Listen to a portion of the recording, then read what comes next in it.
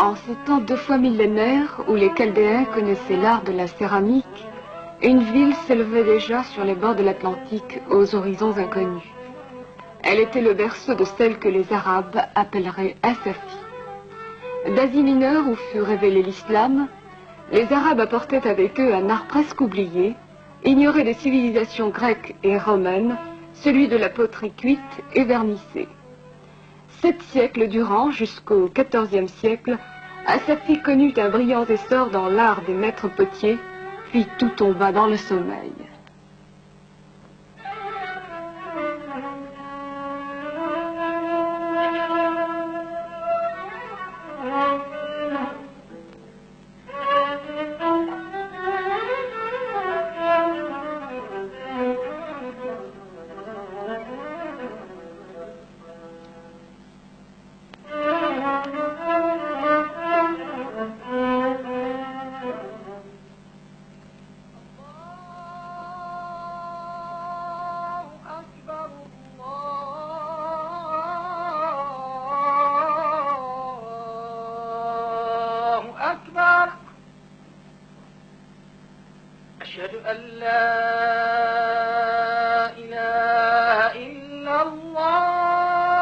Depuis longtemps déjà à Fès, capitale du royaume, s'était implanté le bel art de modeler la terre, de la cuire, de la peindre et de la cuire encore. À l'abri des murailles du sud, les céramistes fassis s'étaient installés, proches du quartier des Andalous, qui avait apporté de Cordoue et de Séville l'art sassanide venu de l'Orient. Ces artistes puisèrent leur inspiration pour les formes à la tradition des Berbères et à l'élégance des amphores gréco-romaines, voulant que ces alliances atteignent aux courbes les plus parfaites du plat, de la coupe ou de l'aiguière. Pour que l'habile pinceau trace sur le fond blanc ou vert pâle les courbes et les contre-courbes, les palmettes et les fleurs stylisées, le Sousse apportait la minerie de plomb qui donnerait la brillance de l'émail, le tafilhanite, les oxydes de chrome et de manganèse, le cobalt bleu et le sulfate de cuivre au ton vert. Fès devenait alors le centre principal de la faïence maghrébine et ses bleus sont célèbres.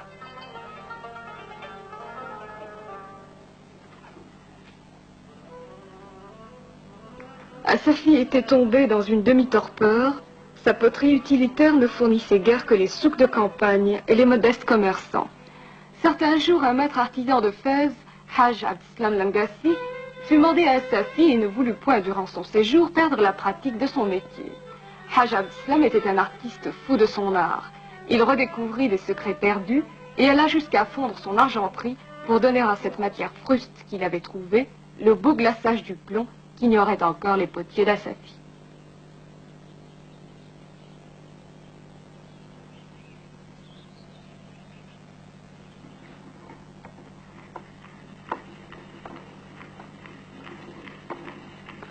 Et de nos jours, non loin des ateliers traditionnels qui ont retrouvé aux sources un nouvel essor, s'est ouverte une école moderne de céramique où les enfants des artisans, d'autres jeunes aussi, s'initient à un métier dont ils ont pénétré les arcanes près de l'établi paternel et pour lequel des moyens mécaniques leur sont donnés au service d'une production qu'on leur apprend à vouloir de grande qualité.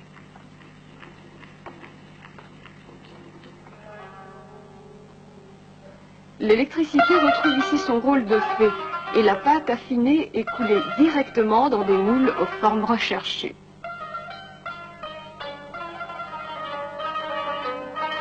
Mokhtar, fils de potier et d'artiste, futur céramiste, donne déjà le jour à des pièces plus modernes.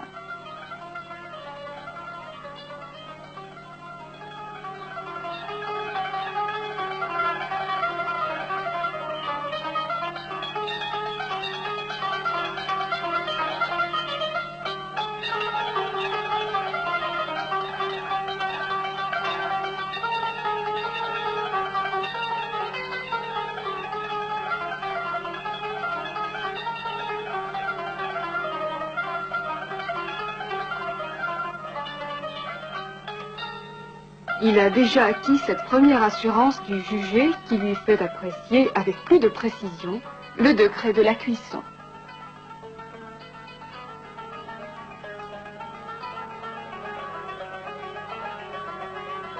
Pour la décoration de ces pièces modernes, qui chacune aura son originalité, il faut choisir le motif dépouillé, quasi géométrique, la ligne simple et sans fioriture. C'est dans la tradition berbère à peine transposée qu'elle se retrouve par un constant retour aux sources. Chaque soir, Mortar retrouve l'atelier de son père.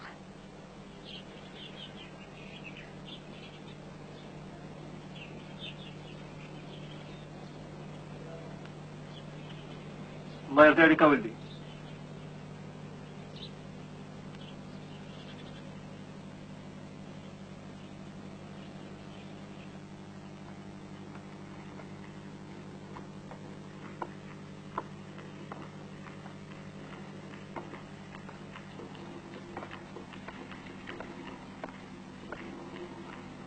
بديتي تتعلمي شي صناعة جديدة؟ احنا كنضربوا يدينا.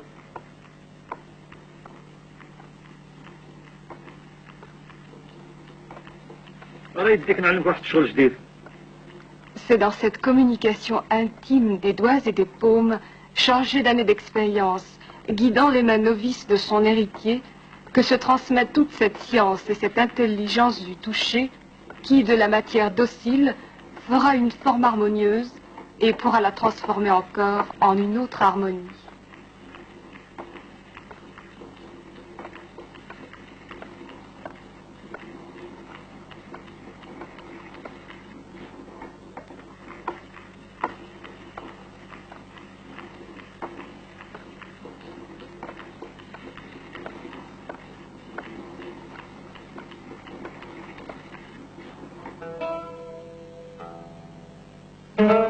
Cette terre, d'abord apparemment comme une autre, a été choisie avec un sens plein d'expertise pour ses qualités de liant et de ductilité.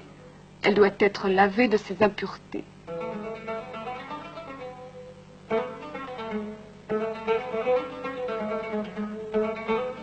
Sous l'œil vigilant du maître potier, elle devient une pâte docile sous les pieds du foulon.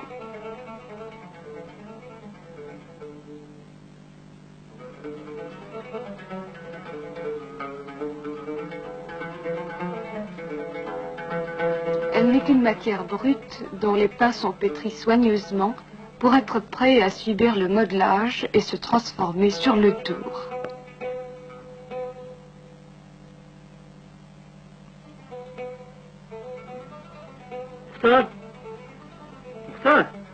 العمل ولي. يعطيك واحد شويه ديال الغازقه.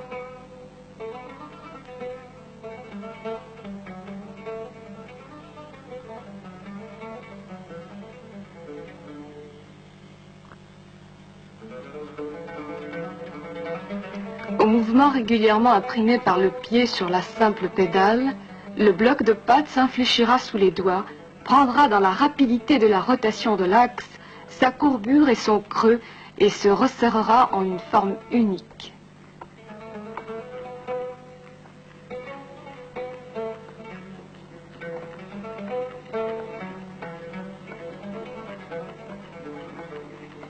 La forme a pris forme. La masse naguère inerte a maintenant ses flancs, ses rondeurs et ses contenances. S'Ibrahim, l'habile artisan, peut changer de gré. Il suffit d'une pression de ses doigts pour que le pot devienne bol ou coupe, ou vase ou aiguière. السلام عليكم المعلم. وعليكم السلام. الله يعاون المعلم. الله يبارك فيك. قال لك الوالد الله يخليك عطيه شويه صباغه زرقاء. سير خذها.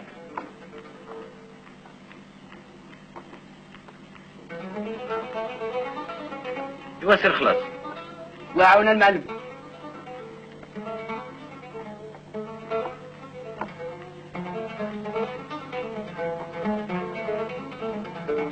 La pâte est encore tendre et docile et ne sera immuable que retirée du tour et séchée une première fois.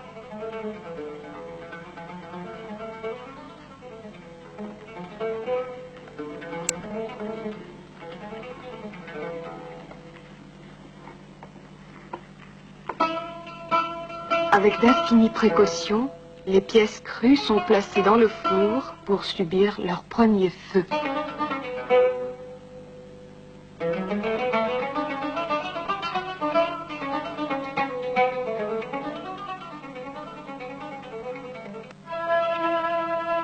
Le moment est venu où court le pinceau de l'artisan qui se mue en artiste pour habiller les formes qu'il a déjà créées de ce que son goût et son imagination suscitent d'arabesques et de couleurs. Pour que l'ornement soit durable, les œuvres sont portées dans le bain translucide de l'émail protecteur qui donnera à la matité des couleurs la brillance du cristal.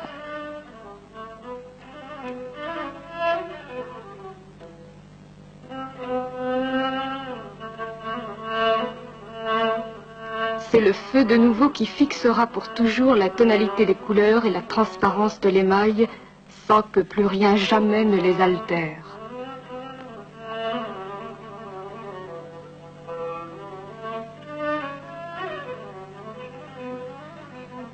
Quand le feu aura calmé son ardeur et parachevé son œuvre, l'artiste pourra retirer de l'antre du four des merveilles dont lui seul, dans le secret de son métier, savait quelles seraient-elles qu'il les avait imaginées. C'est chaque jour une collection nouvelle qui, mise au jour, évoque déjà le plaisir des yeux et du toucher et l'hésitation d'une préférence.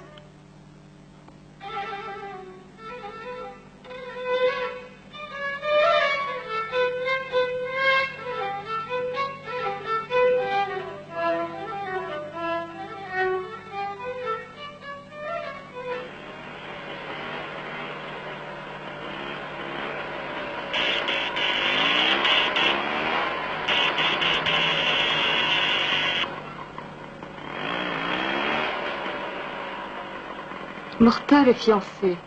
Chaque vendredi, jour de repos et de prière, est consacré à de longues promenades à travers une ville familière dont deux jeunes imaginations vont redécouvrir l'histoire.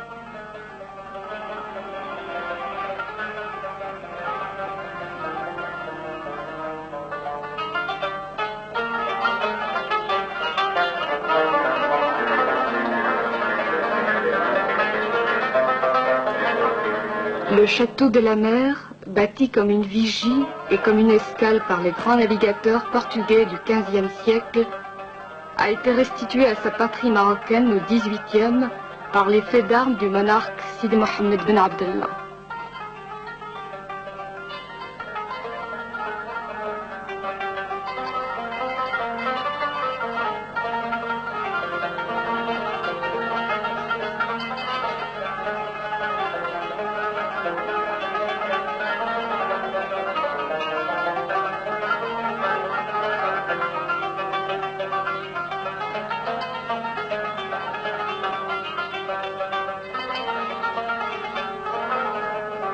Ces terrasses sont pareilles à une dunette qui surveille l'horizon maritime et à un poste de guet qui protège la ville de son regard.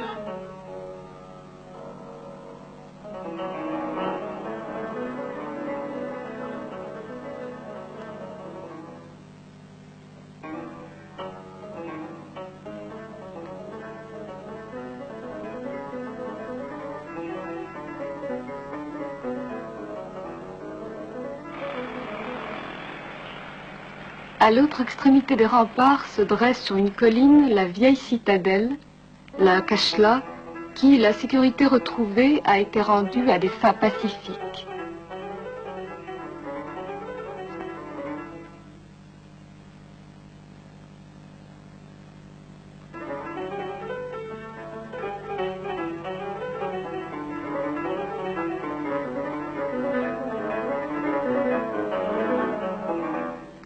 Elle sert maintenant d'écrin à ce qui se fait de plus précieux, de plus achevé, aux chefs-d'œuvre des vieux maîtres, qui en pionniers ont redonné à Assafi tout le lustre et l'éclat coloré de ses créations.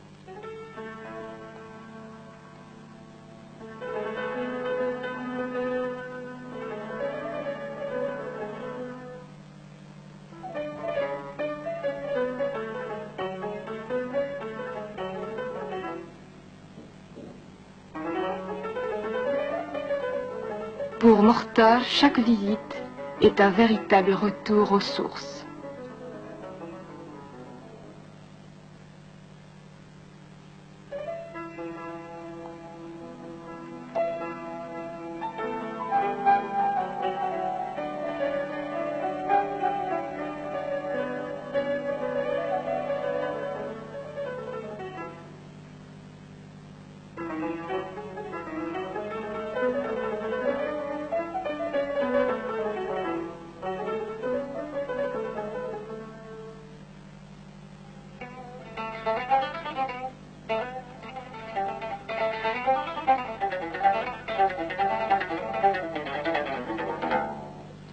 Le souk où se rend chaque jour, comme en flânant, le père de Mortar, Ibrahim, est lui aussi un véritable musée de plein air, qui à chaque instant se recommence. Un musée vivant où chaque œuvre va connaître une destinée.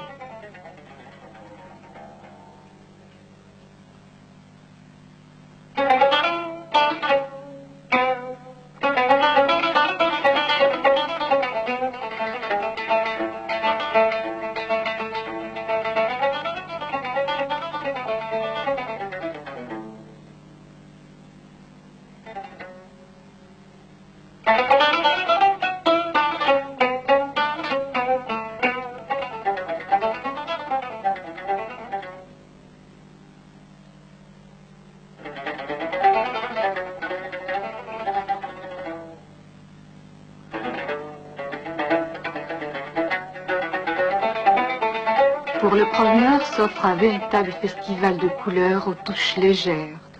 Une diaprure de frêles carapaces métallisées où l'or se mêle au vert sombre ou au brun qui hausse le métier au raffinement de l'œuvre d'art amoureusement élaborée comme le ferait le maître d'orfèvre d'une précieuse ciselure d'apparat.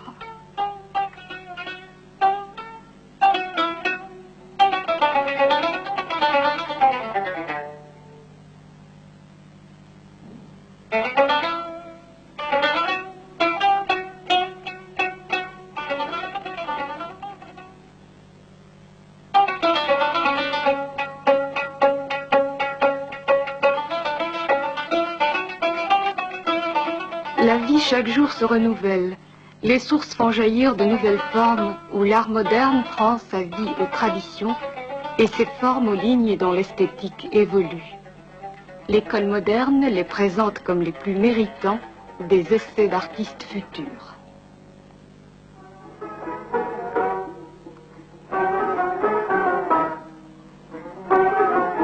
Déjà, Mortar a créé son premier chef-d'œuvre et comme toute première création, il y attache une valeur affective singulière.